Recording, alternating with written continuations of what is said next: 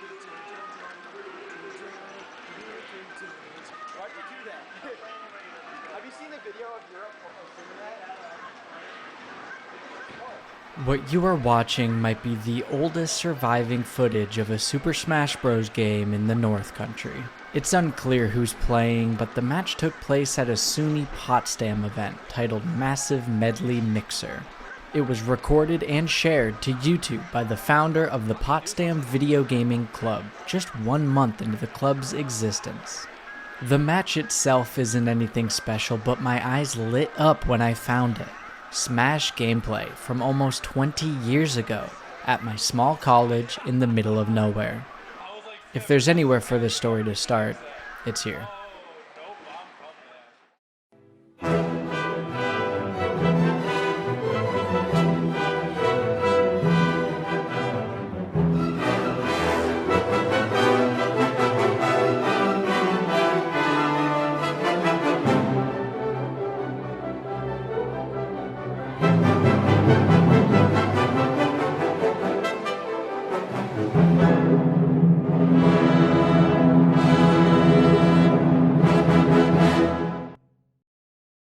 I'm pretty sure the Melee scene didn't start with me, but when I came to Potsdam fall of 2014. That was my freshman year. And when I first got there, I spent like the first like 3-4 months like trying to find people who were playing Melee. So when I first initially came to Potsdam, like this is like it's a really weird era where like Smash 4 didn't really come out yet, and like Melee was like kind of like the focus, I would say, like nationally. But up in Potsdam, there wasn't really like the focus for it. Like there wasn't people interested in playing it. Potsdam is a town in New York, located in the North Country, the northernmost region of the state. The town is home to about 10,000 people, along with 2 colleges, SUNY Potsdam and Clarkson University. I got on a call with Darktooth from SUNY Potsdam and Liyrex from Clarkson to learn more about the history of competitive Smash Bros. In the region. So first off, the key people, you've got Darktooth. North Country as a region has always kind of had, it's been like a 3-pillar kind of thing. There's always 3 people usually running the machinations of everything going on. The Clarkson head TO, the Potsdam head TO, and the King head TO. I was just the one that occupied that space for the longest time. There will be times where one of those schools has a key player and the other doesn't, and then they'll kind of flip-flop a few times. About 10 miles up the road from Potsdam is the town of Canton, another small town with 2 colleges, SUNY Canton and St. Lawrence University. These 2 college towns would create the backbone for the North Country Smash region, starting in the town of Potsdam. I like saw like the Brawl tournaments. I like people on my floor. I lived in Knowles, and there were people on my floor that were playing Brawl. And I played a little bit with them, but they eventually, I started to see them at the Potsdam Video Game Club. But when I first got to Gaming Club, like it was a very casual hangout session where people just came to, it was in the 2nd floor of the Union in this big wide open room, very casual. Like it was like 4 to 8 players, items and like random stages. Like people like really didn't care about like the winning 1v1 like tournament aspect. But the Melee scene was so small that like we would try to host like Potsdam tournaments, and it would be like a couple of us and then like a couple people from Clarkson, and like we would be lucky if it was like above 10 to 12 entrants.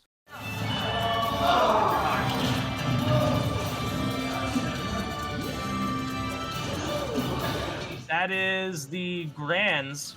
That's me versus Drunk. That's one of those tournaments that I sent you. That's the one where I think he reset Grand Finals, and then I won Game 5. This is last stock Game 5, or well, set 2 Game 5. This Wario player, his tag was Drunk. I don't know why. He was like really good in the Smash 4 scene, and he was like probably their best player, like definitively. He would win all the locals whenever I wasn't there. This is Zaki, I think. He was also like the other really good Smash 4, Smash Ultimate player up at Potsdam. He's one of my good friends too. And I remember at that tournament when I won, I tried to like get people interested in starting to play Melee, and I was trying to get them convincing them to like start bringing a CRT and GameCubes and stuff to the like weekly club hangouts. Essentially, it was a lot of Smash 4 until about like spring 2016. I actually have this PR image February 2016. This has a couple of people that I still talk to and know. My buddy Slade, he's like he was fifth at the time, but he like ended up being like the #1 player when I was always student teaching.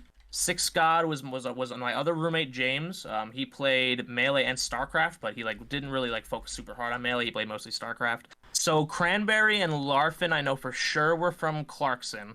So was Nasty. So was AJ. And Larfin actually still plays Melee to this day.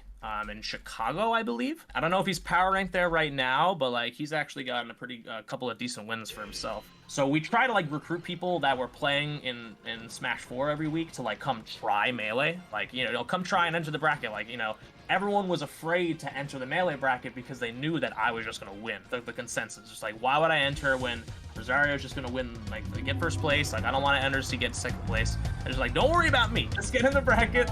Just see how you do.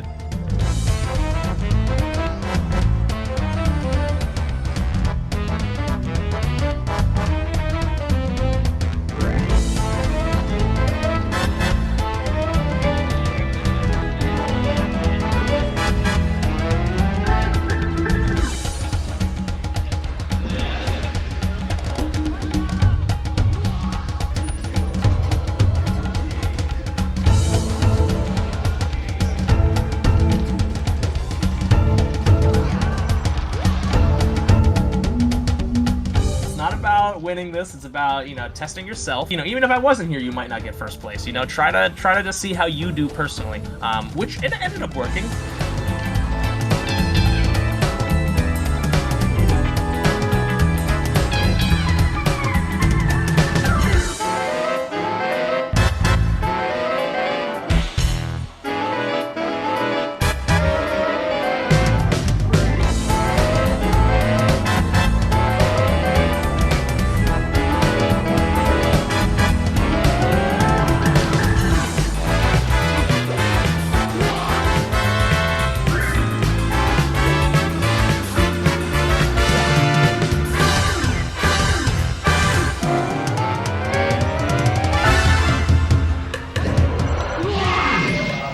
My name's Max, by the way. I was a freshman in fall 2016. That's where we're ending. Oh, Dreamland. I swear I heard say.com. But Dreamland, I will agree that this does seem to be where there are stages end. Oh my god. Not again. Not again! He did it twice! He's done it twice! 0 to death! Oh no! And he taunts! This man taunts on him! I'm gone. Oh no! I'm gone. I'm dead. But, okay, can we see a reverse 0 to death? Can we see a reverse 0 to death? That'd be the hypest moment. Do it back. Do it back. Come on now. Do it back. Come on now. Oh my god. Oh my god. Rosario and I didn't talk too much, but I had him as like a role model for how I wanted to approach the scene. That was like the first time I actually remember him coming up to me and being like, wow, that was crazy. I think that the guy had never seen like Smash 4 be engaging to him because, you know, he was a Melee guy, and I know he was really good at Smash 4, but he didn't. That was the first time I think he ever said like, wow, that was really cool, or like that was crazy. I've never seen anything like that. And that moment stuck with me. You know, I was 18, and like there was a top 100 Melee player like saying basically, wow, you did a cool thing, kid. Good job. Liyrex has not been touched since that major combo. That takes it! Oh, what a quick game 5. Liyrex 3-2, the comeback. 2 comebacks in 2 sets in a row. Wow. But before I got there, there was a guy named Ben that was running like items brackets. So alongside the Melee like scene, which was really developed and like running standard stuff with UCF and everything, there was also just like this random items tournament of Smash 4 happening alongside of it. I started like a PR and everything around that time. Those tournaments were being run by number 6 on this graphic, Air Caves. When I went to this like casual items event, I noticed that Melee was running things like very legit. And Larfin was the guy that was running those tournaments. He was a senior. I was a freshman. We would go over and we would play Melee with them on the weekends because they had this nice like townhouse apartment. And that's where I got the idea, like, hey, if we just made Smash 4, like grafted all of these competitive elements to it, maybe people would start, taking the game more seriously. So I went to Air Caves and I said, hey, what can we just like get rid of the items? I'll do all the work behind the scenes. I'll type up the stage list. I'll set up the tournament. I'll show you how to run challenge. We were using challenge at the time. Smash GG didn't even exist yet, and he was about it. He was down for it. Quite early, top 3 got pretty sorted out between myself, Denku, who was number 2, George. The only guy I've ever seen be like successful playing with a 3DS controller. And back in the day, a lot of people don't know this that are new to Ultimate. You could there was an app like on the 3DS that let you use it as a controller for Smash 4, and that's how he played Corrin. Rafig has been around forever, man. He was like a senior when I got to Clarkson, and I'm pretty sure like by the time I graduated, he was still floating around on campus. I don't know if he was a grad student or whatever, but Rafig was like the most consistent guy. He was always 4th. If you got a Rafig win, that was you're in contention. Like you could win the tournament if you could beat Rafig.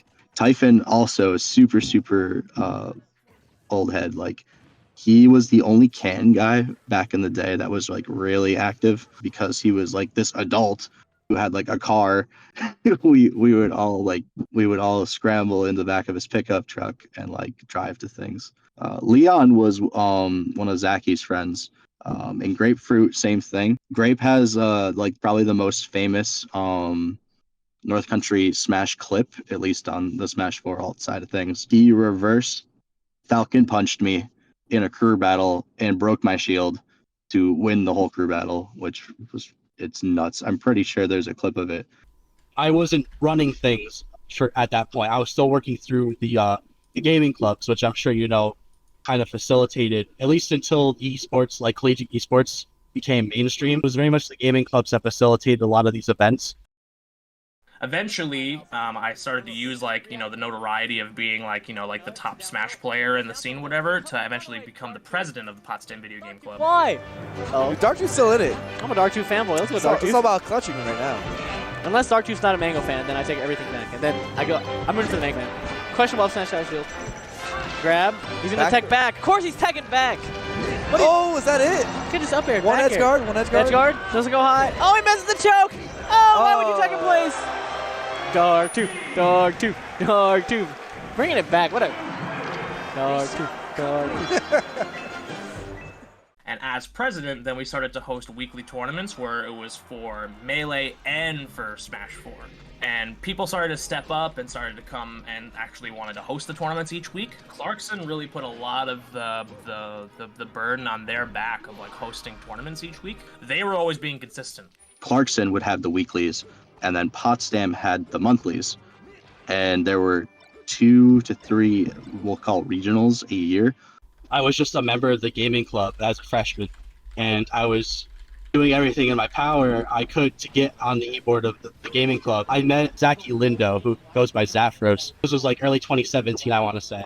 And he is kind of the other half of the coin. Like, he was running all the Potsdam stuff for Smash 4, and he and Rosario are very close, I know. The first year there was kind of characterized by me, like, being the best player. On both sides of the spectrum, there was one person winning everything. Obviously, Rosario is like a world-renowned player. All right, we're going to the next set. Darktooth versus Fiction. Yo, what? This is round 256? That's crazy. Yo, people are seeding Darktooth not way high too enough. low. Darktooth, right? You see his losers bracket?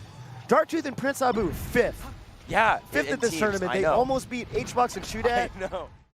So after my first year there, we had a player from Potsdam, who was a freshman, come in, and he went by, his tag's Polar now, I believe, but his tag was Flash. His name is Jesse. Yeah, I know people really didn't like playing against Flash's Luigi. Again, jumping out of that, you gotta be careful because that is not like a 50-50. Oh, that's going to, oh, he falls out and is gimped. Unfortunate, but that is going to be 3-0 for Flash. He'll proceed to grand finals on winner's side. Jesse was a really talented player, and maybe he wouldn't characterize it this way, but I would say he was there for Smash first. So when he first got here, it was kind of back and forth between him and I, and then he just kind of shot ahead and never really looked back. People were frustrated playing his character, and then like I attributed that frustration to like him, which is, what are you gonna do?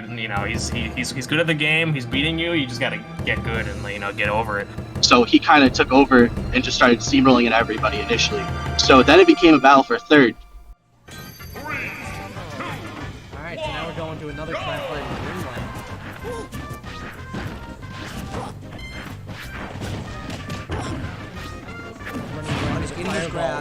Run into the fireball and get him in the grab. Cyclone stage spike, but he still makes it back. Maybe with a little bit higher percent, the knockback from the stage would have been enough to send him towards. He was hoping for him to fall out of it, but he just got stage spike and fell out with that. But 88% and no damage on flash. Oh, excellent space down air. Gets hit with the up. And he gets pineapple. Pretty much a whole stock lead. Let's see what he does with it. Great dancing blade, 27%. Liyrex just keeping his space. Flash blade. Great awareness. Just stay low. Gets caught, and then with the back air. But still makes it back. Excellent. I love his fireball on really, shield. Yeah, that was really good You skill. never really want to try to challenge that. And wow. I'll take it. Wow. 27%. Liyrex answering right back. Amazing being down 7 to the stock and only taking 27. Flash whip in front of his grabs, really important. Now he has to play the neutral with Liyrex. Great nair though to reset. Oh, went for the short hop up air, would have been really sick. That's the grab. 83. Back here. And now he's off stage. He's back at center. And we're back to neutral. Oh, forward smash on this dash grab. Just challenge, just trying to throw his fireballs at him. Oh, and that was almost Air. Ooh, trying to get the down air. Not quite working out. Down smash, and that's going to take it. Flash upsets Liyrex in round 1. That's pretty crazy. We have a new player on the scene. He's Flash. And his name is Flash. Welcome to Potsdam. I was making all these graphics and I have like no graphic design training whatsoever. So that's why some of them look a little rough. Yeah, this one I had a lot of fun with. But yeah, that same top 4 basically never really moved. Augment was he's on commentary in a lot of the clips. Bro was amazing at commentary and loved to do it. So Typhon was not in school, but he knew about the scene through Melee because he played all of the games. D King was like the first like real guy with like a full-time job that the tournament's ever attracted. Like it's not just the major players of the region anymore being on the rankings. It's like people that are actually good at the game and trying to stake out a competitive niche. I was there in fall 2017, but I was student teaching in spring of 2018. I went back to Potsdam for my grad. So I went back for fall 2018, spring 2019, and then I was done. Until about 2017, we had a hard time getting people to enter in tournaments. Most of the guys that were in this scene weren't like traveling like I was. Like I was like, I was practicing for like, the 5 major events in the year. So I was practicing for Genesis, I was practicing for Evo, I was practicing for SmashCon, Shine, like all like the major ones throughout the year. I needed to stay sharp by going to these weeklies, playing these people every week, doing the online net play or whatever. But everybody else was kind of there just like to hang out and catch the vibes. We had somebody entered in fall of 2017. His name was Kodoha. I know him as Josh. He started to be like the TO for like the Potsdam side of brackets and hosting. Kodoha also, he was like hosting the tournaments. He would be, he played Falcon. He was also pretty decent. And then Nasty, who he played Ganon, he was a Clarkson student. I would say like that time of like 2017, 2018 was like where it started to really start peaking. And getting a lot of people interested. Eventually, it started to become more of like a social aspect of playing the game and not necessarily like a hardcore grind like it is now with like the whole esports scene at Potsdam, which is super cool. I wish we had that kind of focus and direction while we were there. Like we don't like I have no VODs. Everything that I just sent you, these challenge links and these Star GGs, unless they're hidden on someone's like hard drive, I couldn't find anything. All the Twitch VODs by now are definitely deleted. So we have like, only brackets really to remember, and obviously memories to remember like what happened. There's a lot of people that were like starting to be on the come up that like were starting to do good. Fat Money, he was like the number 2 up there for a very long time. He was actually pretty decent. He was like the number 2 guy that I would always see at like the Potsdam tournaments. And then when we would go to Clarkson, it was either Fat Money or I think Larfin might have been graduated by this point. But yeah, Flash was always into playing Melee as well. Like he used to tell me all the time. He's like, "Yeah, I'm gonna beat you one day, man," and you know, it never happened. But he was very interested in getting better. At this time, Potsdam is really active, and then what tends to happen in the region for some reason is that whenever Potsdam is very active, Canton falls off, and then vice versa as well. We would drive in the back of like this guy named Typhon's pickup truck in the back of his semi-bed. I was sat in the back of a pickup truck from Potsdam to Canton once, like clutching a flat screen TV to my chest during like a blizzard. We were so tenacious, man. It was crazy. I can't believe we used to do stuff like that. But that tenacity was like Jesse really embodied that, I think, more so than anybody else. He wanted to win the tournaments. Like his main focus was like being the best player there, and I think that was the first player we ever had with that tenacity. He has the opportunity to clear this 2 stock for grand finals. But I mean, it was just a shock. Like, I really didn't lose very often in 2016, 2017. Like, matter of fact, the way he beat everybody. And in particular, the way he beat my Roy was just, like, I don't need to, like, run the gauntlet with you. I'm just gonna do what works, and it's gonna be very effective, and you're not gonna have an answer for it. So that's why you see so many VODs where I'm going like Lucina or Cloud, is to kind of try and counterplay that. There was another weekly circuit called Legendary Loot that Jesse negotiated somehow, and I have no idea what he did or how he did it, but it was in a basement. Those are some of my darkest days as a competitor. I never did well at that venue. It was very cold. That's where I started losing to Zaki more consistently. So cursed. Jesse sets up a tournament in a basement and you go there and lose. That's yeah, and it costs money too, and like a lot more money. So then Zaki started to kind of catch up to us in terms of skill. So it was kind of like the trifecta of the 3 of us just battling back and forth with each other. And I think there was a season where all 3 of us won a tournament. All right, here we go. Could be possibly the final game in a 9-game grand final. We're back. KK's in the house. The Luigi's back on stage. We're on Smashville. Zaffro starting out with some good combos. Oh, but the grab at ledge. All right, we're doing this song and dance again. We're just playing Taxi on the Smashville platform. Good down smash to catch Flash right underneath. Now the roles are reversed, but no, Zaffros wants to get on that platform real quick. Oof. And the fair. All right. Flash on tournament stock. Mogostar's wallet's ready. Let's see if Zaffros can close it out.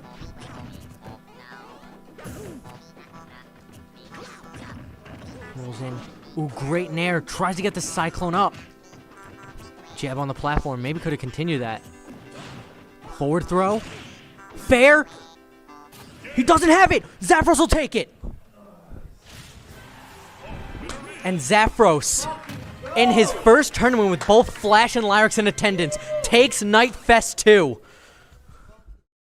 But for me, 2017, and even parts of spring 2018, were mainly like damage control. Like, okay, how long can I stay on top and continue to manage this, large organization across 3 schools at this point. We also traveled to a lot of stuff and just brought carpools. Yeah, it'd be awesome. We'd go to a tournament and then everybody, basically except for Jesse, would go to a party afterwards or like go get food after.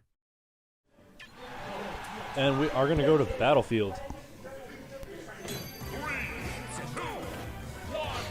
Now both players have worked really hard tonight. This is the last Kuji Weekly of the semester. Zaki had been in Potsdam and at Potsdam for such a long time that, whether he was the kind of guy that just like might have missed a credit or two, like just had forgotten to take a course he was supposed to take, and not graduate like the same time he thought he would, because he'd been there I think like 6 or 7 years at that point. So on paper, yeah, I probably knew in the back of my head it was his last set, but no one ever talked about it. No one ever talked about like the last day Zachy would be there or that I would be there. It just kind of happened. I don't even remember if he won it. I don't remember who won it either. Chili do the trick. Ooh, and we go. There is the back air. Zapdos at 89. Liyrex with a fresh stock. The pressure's on.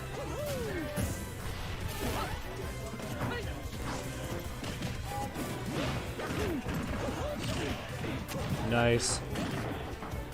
Zapdos might be down percent, but he knows what he's doing. Throwing out his quick Mario combos on stage.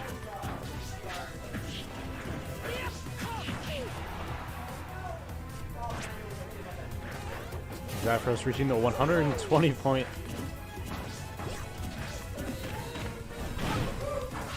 A down throw, but there will not be a forward air to follow up. Nice work. Zapdos is in a fairly sticky situation. That neutral B would have definitely killed. And we'll see a down throw to F air, and that is game, set, match, tourney.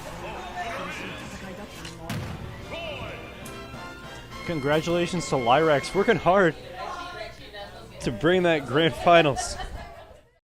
And then late 2018, I'm still there, but I'm playing Slap City now, and I got really good at that game. Zachy was gone at that point, so it was like really just, do I want to fight Jesse this week? And most weeks the answer to that was no.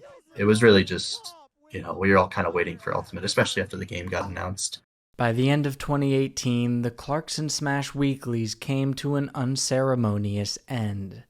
The reasons for this include a lack of entrants, a lack of setups, and a large disconnect from SUNY Potsdam.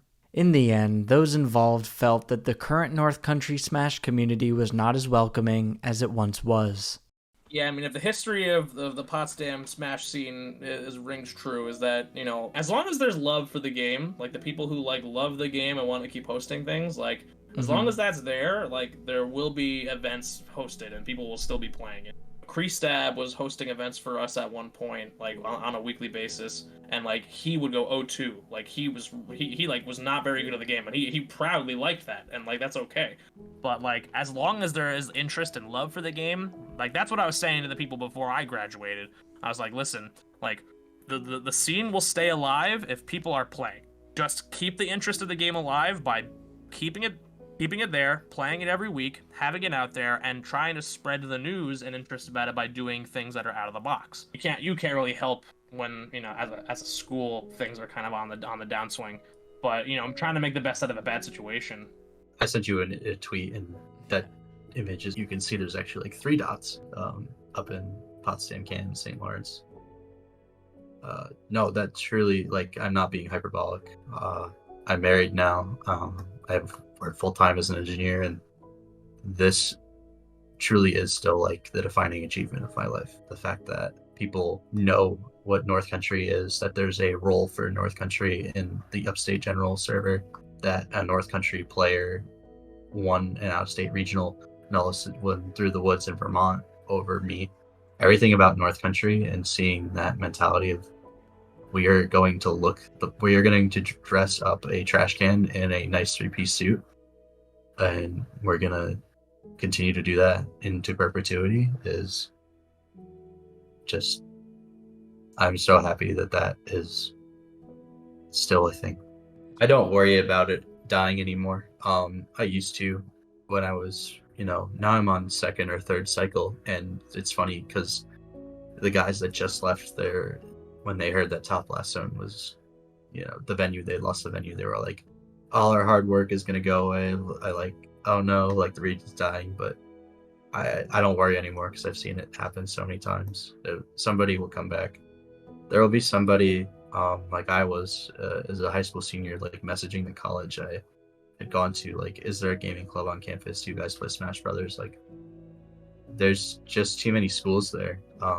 I live in Rochester right now, and it's a college region, and it's really, really hard to kill these places once they get going, and once there's a historical through line that connects you to the people that came before you. Despite the loss of just about all the top players in the region, those who remained held out hope for a revival in the near future. And that revival would come.